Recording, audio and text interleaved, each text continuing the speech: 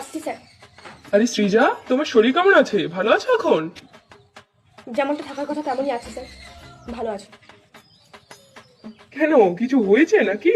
কি হবে, হওয়ার আর কি বা আছে? আচ্ছা, এসে বসো বসো এসে। এ কি, তুমি ওখানে বসলে কেন? সামনে বসবে না?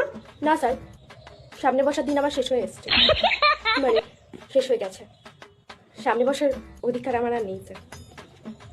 ঠিক আছে, তোমার যেখানে ভালো লাগে সেখানেই বসো। কি ব্যাপার সৃজা, তুমি ওখানে বসে বসে গল্প করছো কিসের জন্য?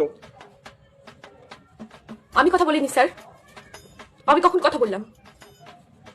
তা আমি তো দেখতে পাচ্ছি তুমি ওদের সাথে কথা বলছো। তো ওদেরকেও বলুন। ও, আপনি তখন শুধু আমার দোষ দেখতে পাবেন, আমি তো ভুলেই গেছিলাম।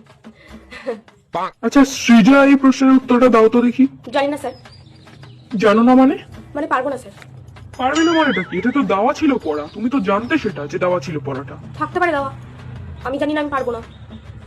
সবাই তো জানে, এই যে রিয়া তো জানে, আপনি ওকে ধরুন। ঠিক আছে, না পারলে বাইরে গিয়ে দাঁড়িয়ে থাকো কান ধরে। চলে যাচ্ছি বাইরে স্যার। আচ্ছা ঠিক আছে, দাঁড়াও দাঁড়াও, বাইরে যেতে হবে না, পরের দিন করে আসবে তো পড়াটা? কথা দিতে পারছি না এখনো।